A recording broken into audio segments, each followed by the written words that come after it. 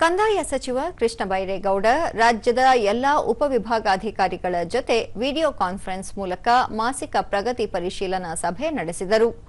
ಮೇ 20ಕ್ಕೆ ಸರ್ಕಾರಕ್ಕೆ 3 ವರ್ಷಗಳಾಗಲಿದ್ದು, ಆ ವೇಳೆಗೆ ಸಾಧ್ಯವಾದಷ್ಟು ಪ್ರಕರಣಗಳನ್ನು ಇತ್ಯರ್ಥಪಡಿಸಬೇಕು.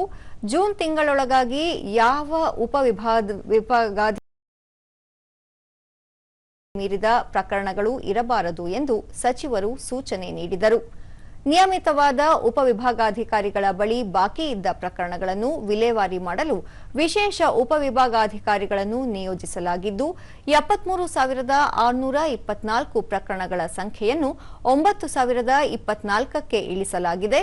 ವಿಶೇಷ ಉಪವಿಭಾಗಾಧಿಕಾರಿಗಳು ಉತ್ತಮವಾಗಿ ಕೆಲಸ ಮಾಡುತ್ತಿದ್ದು, ನಿಯಮಿತವಾಗಿ ಹುದ್ದೆಯಲ್ಲಿರುವ ಅಧಿಕಾರಿಗಳು ಕಾಲಮಿತಿ ಹಾಗೂ ಗುಣಮಟ್ಟದ ವಿಲೇವಾರಿಗೆ ಆದ್ಯತೆ ನೀಡಬೇಕು.